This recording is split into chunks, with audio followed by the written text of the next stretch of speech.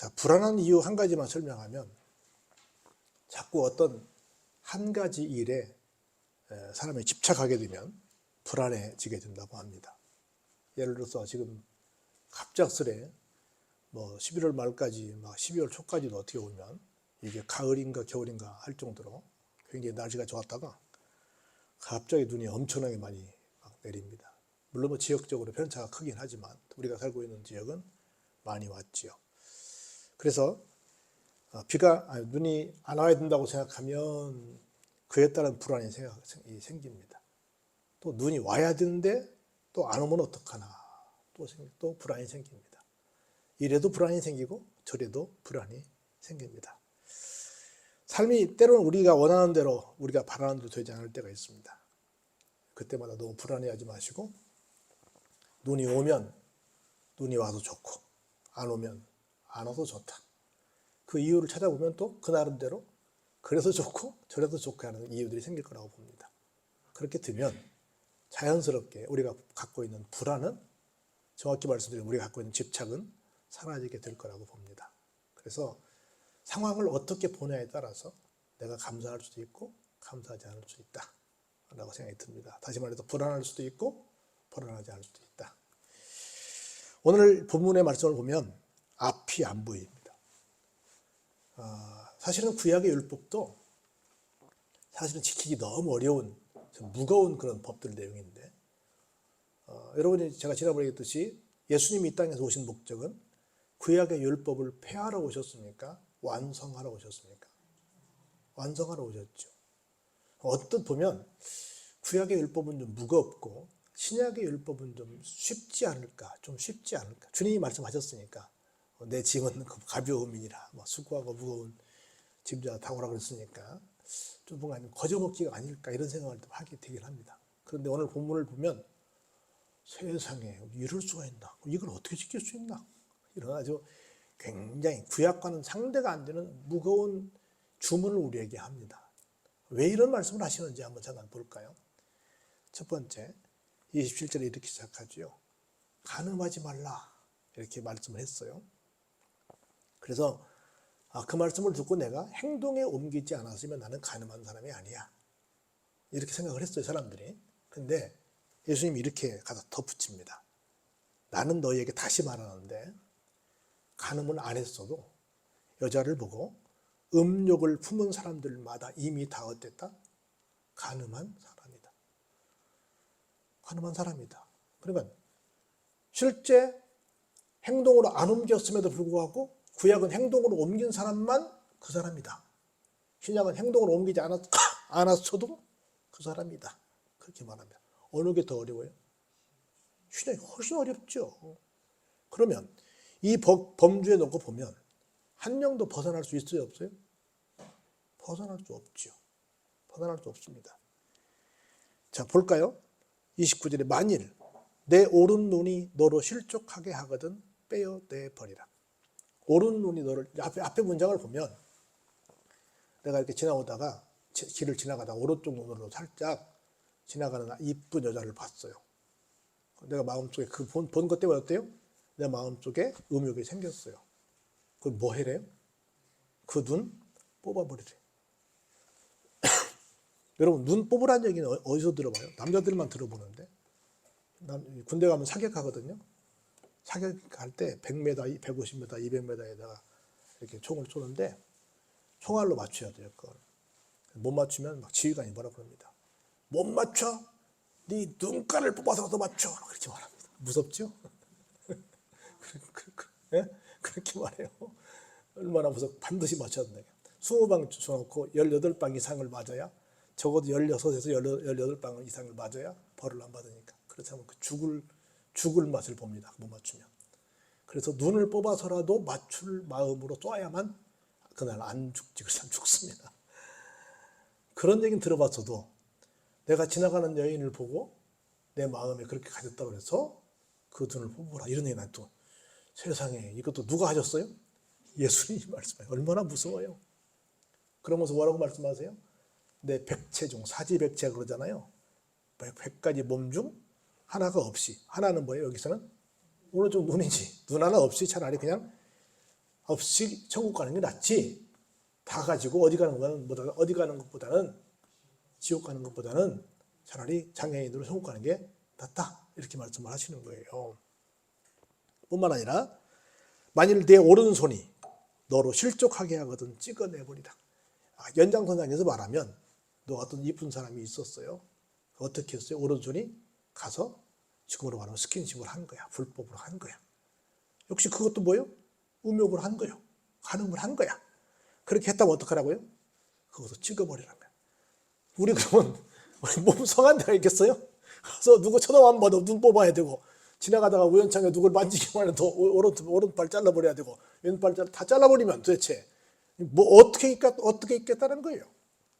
여러분 몸이 어디 성할 수 있겠어요? 어디 어느 한 군데?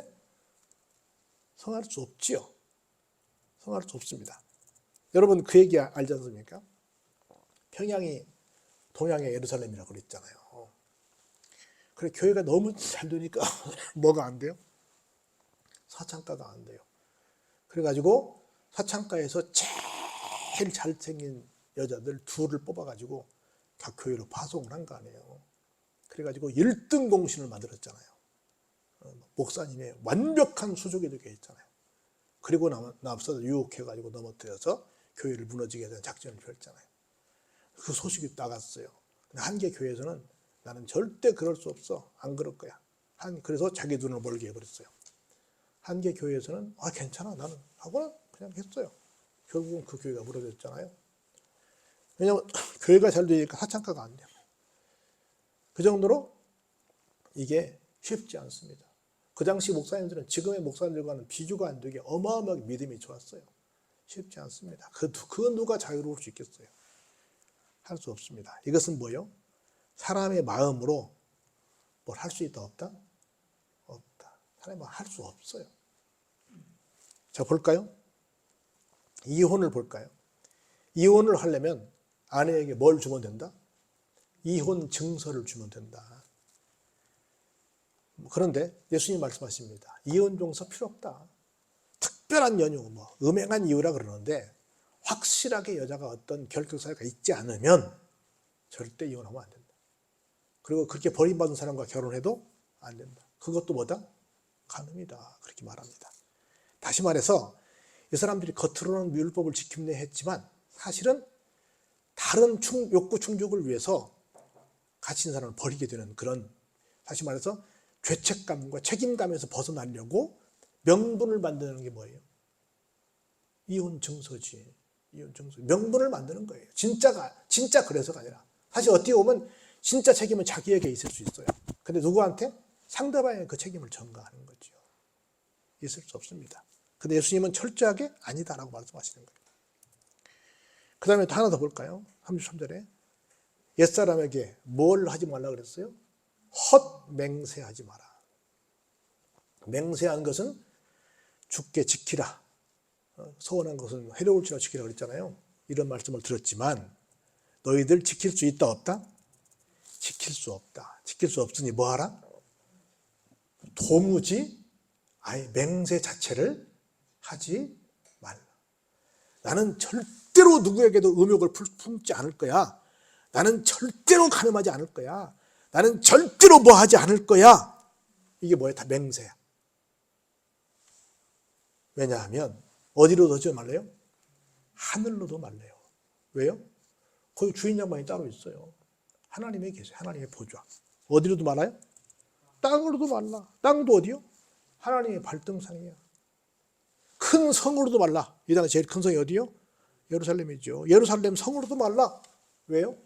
큰 임금이 계시기 때문에. 아무것도 못해요. 사람이 얼마나 연약한 존재인지를 얘기하는 거예요. 36절 같이 한번 볼까요? 시작. 네 머리로도 하지 말라.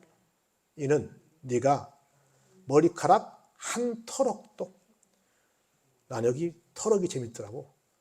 머리카락이라 그래요? 머리 터럭이라 그래요? 카락이지. 터럭은 뭐겠어요? 잘 몰라요? 명지털 말하지. 명지털하고 머리카락 어떤 게 더 굵고 커요? 머리카락이 훨씬 길지.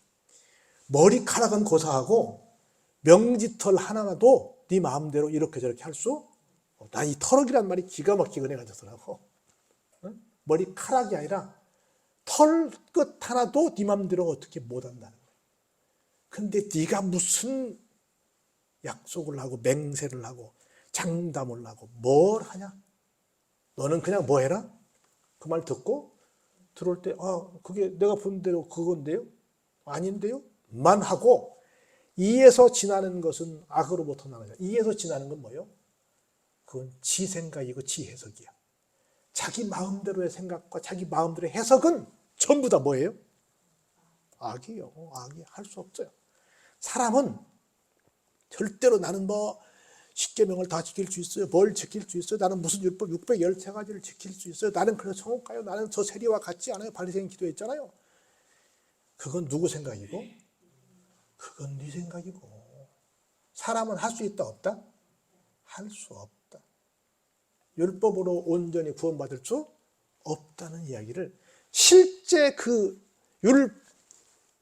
글자된 우리 이제 법문서라고 그러는데 어떤 조문이라고 그러는데 법조문을 말하겠어요. 그 안에 들어있는 정신을 말하겠어요. 정신을 말하는 거지. 법에도 그래서 뭐가 있다 그래요? 논물이 있다 그러잖아요. 그래서 정상을 참작한다 그러잖아요. 그래서 조문보다 더 무서운 게 그 안에 사랑일 거 아니에요. 근데 조문만 몇 개 좀 흉내내서 지킨다고 나는 의로와 나는 율법을 지켜 나는 천국 갈 수 있어라고 말하는 것은 아니다 이놈들아. 주님이 지적하시는 거예요. 이미 마음만 그렇게 움직였어도 너희들은 똑같은 놈들이야. 이렇게 말씀하시는 거예요. 이건 불가능을 말하는 게 아니라 하지도 못하는 주제에 나는 이렇게 해서 구원받았어 라고 막 이렇게 정말 외식하는 정말 뭐가 된 척하는 그런 바리새인들, 그런 이 당시의 종교 지도자들을 향한 주님의 신랄한 본질적인 지적이고 책망이라 그 말입니다. 볼까요? 우리 이 이슬람들이 많이 말하죠. 눈은 눈으로, 이는 이로. 뭔 얘기예요? 네가 받은 만큼 돌려주라 그 말이지. 누가 내 한 팔을 잘랐어. 그러면 상대방 팔도 한 팔을 자르라는 거지. 이렇게 갚으라고 들었으나 나는 너희에게 이르노니 뭐라고 말씀하셨어요? 악한 자를 대적하지 말라. 얼마나 어려워요. 구약에서는 그냥 받은 만큼은 돌려주자는 건데 신약에서는 어때요? 받은 만큼 못 돌려준다는 거야. 악한 자를 대적하지 말래요. 그러면서 아주 무서운 어려운 주문을 해요. 첫 번째 볼까요? 누가 내 오른편 뺨을 치거든. 아이고 얼마나 무서워요. 제 오른편 뺨이 여기입니다. 이게 제 오른편 뺨인데 여기를 치면 어디를 돌려드려요? 왼편을 돌려드려요. 이게 무슨 얘기냐면 우리하고 이스라엘이 같은 문화인데 우리도 오른손 문화예요. 그래서 옛날에 우리도 오른손 그러면 오른손이라고 하지 않고 바른 손이라고 그랬어요. 왼손은 그른 손이야. 그래서 옛날 어른들 앞에서 왼손으로 밥 먹으면 막 혼났습니다. 왜? 잘 그른 손이니까. 근데 지금은 양손을 다 쓰는 사람이 지혜로운 사람이라고 그래가지고 양손을 다 쓰게 합니다. 지금은 장려하는데 옛날에는 오른손만 쓰게 했어요. 오른손만 쓰다 보니까 오른손이 뭐예요? 힘 있는 손이죠. 힘 있는 손. 그런데 내가 오른손으로 상대방을 마주보고 싸울 때 내가 딱 치면 내가 오른손으로 딱 치면 내가 지금 마주보고 있어. 우리 이건 사람 둘이 마주보고 있어요. 내가 딱 땅 때리면 어느 뺨이 맞을까요? 왼뺨이 맞죠. 마주보고 있으니까. 근데 내가 오른뺨을 치려면 어느 손 쳐야 돼요? 왼손으로 쳐야 돼요. 이렇게 치지 못할 거 아니에요. 이렇게 칠 거 아니에요. 그러니까 아까 얘기했듯이 오른손에 비해서 왼손은 좀 힘이 약하고 왼손은 오른손에 비해서 강하다. 이 말은 오른뺨 왼뺨은 뭐예요? 처음에 내가 약하게 맞았더라도 나중에 더 강한 펀치가 와도 그냥 다 이놈이든 저놈이든 다 맞으라는 겁니다. 근데 우리 쉬워요? 안 쉽죠. 한 번 맞았을 때 두 번째는 안 맞으려고 그러지. 한 번은 봐주시면 내가 두 번씩 맞겠냐? 그것도 두 번째 오는 펀치는 더 세다는데 안 하려고 그러죠. 또 너를 고발하여 어떤 사람이 뭘 가지려고 그래요? 내 속옷을 달라고 그래. 뭐도 주래요? 겉옷도 주래. 잘 모르겠지만 저는 속옷도 비싼 거 많긴 많다고 그러는데 일반적으로 속옷이 비싸요? 겉옷이 비싸요? 겉옷이 훨씬 비싸겠죠. 내가 생각할 때 그럴 것 같아. 싼 내 소지품 중에 싼 것을 달라고 해도 기꺼이 주고, 뭐까지 주라고요? 비싼 것까지도 주라는 거지요. 똑같은 얘기입니다. 누가 나한테 야, 나 저기 가는데 너무 위험하다, 너무 힘들다, 나 좀 같이 좀 가줘라, 나 무섭고 그런데 오리만 같이 가주면 안 되겠니? 그때는 몇 리까지 같이 가주라고요? 더블로 10리까지 2kg만 가자 그러는데 4kg까지 가주라는 거예요. 쉽지 않습니다. 그래도 볼까요? 42절에 같이 보시죠. 시작. 내게 구하는 자에게 주며 내게 꾸고자 하는 자에게 뭐 하지 말라? 거절하지 말라. 쉽지 않습니다. 이게. 구하는 자에게 주래. 꾸어달라고 하는 사람에게 어떻게 해요? 거절하지 말래. 우리는 계산하죠. 내가 이 사람을 주면 다시 돌려받을 수 있을까? 라고 생각하는데, 자 볼까요? 그 다음에 33절에 또 내 이웃을 사랑하고 내 원수를 미워하라 하였다는 것을 너희가 들었어. 아까 이는 이로 눈은 눈으로 얘기하신 거죠. 들었죠? 들었으나 뭐라고 말씀했어요? 같이 읽어보죠. 시작. 나는 너희에게 이르노니 너희 원수를 사랑하며 너희를 박해하는 자를 위하여 기도하라.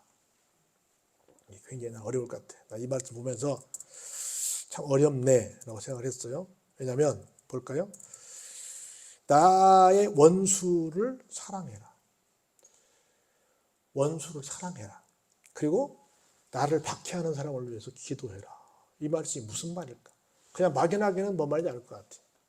원수를 사랑하는 것, 사랑 중에 종류가 많이 있겠죠. 예를 들어서 이런 것 같아요. 제가 볼 때는요. 사랑. 예를 들어서 원수가 줄이고 있어 지금. 그럼 먹을 거 주지 뭐. 그리고 원수가 지금 어디 막상 거처가 없어가지고 지금 막 추워서 옷이 떨고 있어. 어디 뭐 어디 거처할 만한 어디 하나 뭐 이렇게 만들어서 잠깐 있도록 하지 뭐. 그래서 뭔가 그 사람에게 필요한 어떤 것을 이렇게 공급하는 것, 이것을 사랑이라고 생각합니다. 이것은 뭐 약간 기간이 필요할 수 있겠지만 거의 그냥 단회적, 일시적인 어떤 혜택을 부여하는 것이라고 말할 수 있을 거라고 저는 봅니다. 그런데 박해하는 자를 위하여 뭐 해라? 기도해라. 이 기도는 제가 볼 때는 이거예요. 진짜로 그를 위해서, 그를 사랑해서 하는 거라고 봅니다. 우리가 불쌍하지만 나쁜 놈이지만 나하고 별로 관계가 안 좋지만 그냥 그 인생 불쌍해서 에이 하고 그냥 버린다 생각하고 좀 일시로 뭐 줄 수는 있다고 봅니다. 근데 그 사람을 위해서 정말로 기도해주고 축복하는 것은 결코 쉽지 않을 거라고 봅니다. 근데 단순한 어떤 선행인 사랑을 넘어서 어디까지 가자? 기도까지 가자. 여기 기도는 축복을 말합니다. 원수를 위해도 정말 축복할 수 있겠냐라고 하는 겁니다. 자 보세요. 이렇게 하면, 그렇게 되면 하늘에 계신 너희 아버지의 뭐가 돼요? 아들이 됩니다. 이는 하나님이 그 해를 악인과 선인에게 비추시며 비를 의로운 자와 불의한 자에게 내려 주심이라. 하나님은 우리가 볼 때 왜 좋은 사람에게만 주지 왜 안 좋은 사람에게 줍니까? 이렇게 말하지만 아니, 하나님은 다 그래도 모두를 사랑하십니다. 모두가 다 깨닫고 돌아오기를 바라기 때문에 다 사랑하세요. 그러면서 이제 마지막 부분으로 가볼까요? 이렇게 얘기를 해요. 너희가 너희를 사랑하는 자를 사랑하면 무슨 상이 있으리요? 누구도 한다고요? 그 당시에 매국노의 상징이 1번이 세리와 창기였는데 세리도 그건 한다는 거예요. 여러분들 우리 무서운 조폭 영화를 보면 자식 사랑 끔찍히 하는 사람들을 보면 누구요? 조폭 대장들이요.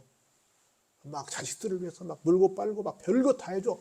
그리고 남의 자식은 막 뺏어다가 막 감금 납치 막 가서 막 장기를 떼어내고 사람을 죽이고 막 해. 얼마나 앞뒤가 안 맞는 얘기잖아요. 절대 그런 사람 안 같은데 그렇게 한단 말이죠. 우리가 늘 사랑하는 사람만 사랑한다? 이건 사랑이 아니에요. 제가 몇 번 말했는데 한국 어머니들 자식들을 너무 사랑한다는 거야.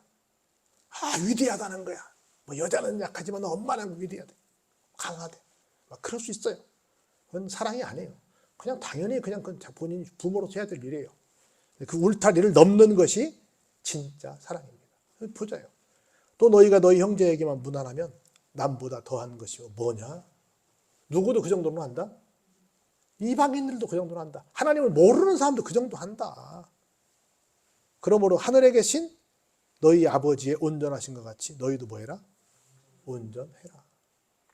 그래서 가리지 말고 특별히 나를 향해서 박해하고 나를 향해서 더 못 살게 구는 그 사람을 위해서 뭐해라? 기도해주고 축복해주고 사랑해주고 그를 위해서 뭔가 할 수 있는 일을 해라는 겁니다. 그러니 지금 앞에서 말한 구약에서 말한 율법하고 이거하고 어때요? 훨씬 더 어렵지. 우리 그 얘기 하잖아요. 말로는 새 계명을 주노니 서로 사랑하라. 사랑이라고 그랬으니까 율법이 이제 쉬운가 봐. 사랑만 하면 되는가 봐. 우리 너무 가볍게 말했는데 그렇지 않다는 거죠. 지금 결론 나온 건 아니지만 결론은 뭐겠어요? 그러면 우리는 이걸 할 수 있다 없다? 없다. 우리는 할 수 없다. 사도 바울이 고백이 결국은 가는 거예요. 그래서 빌자 1:3 내게 능력 주시는 자 안에서 내가 모든 것을 할 수 있느니라로 가는 거지 내가 뭘 어떻게 해가지고 하는 게 아니다. 오직 무엇으로만 가능하다. 그래서 믿음으로만 가능하다. 믿음은 나에게 능력을 주는 것이기 때문에 여러분 그걸 꼭 기억하시고요. 야 너무 어렵다. 불가능하다. 나는 어떡하노. 너무 좌절하지 마시기 바랍니다. 그래서 오늘 우리가 이 말씀을 통해서 어떻게 하면 하나님 앞에서 내가 온전한 믿음의 삶을 살 수 있을 것인가를 한번 생각을 해 보시는 이 상황이 됐으면 좋겠다 싶어요. 정말로 온전한 삶이 어떤 거지? 어떤 것이 불안을 떨치는 삶이지? 어떤 것이 하나님 마음에 합한 어떤 믿음을 말씀대로 살아가는 그런 방법이지? 이런 것들을 한번 생각해 보시면서 너무 내가 막 율법에 치여가지고 막 이렇게 하지 말고 그렇다고 막 그걸 다 팽개치라는 건 아니에요. 어떤 것이 하나님께서 나에게 원하는 하나님의 뜻인가를 깊이 묵상해 봤으면 좋겠다는 거예요. 결국은 뭐냐면 아까 제가 얘기했잖아요. 머리털 하나도 내 마음대로 희고감게 할 수 없다. 오직 그냥 도움을 요청할 뿐이다.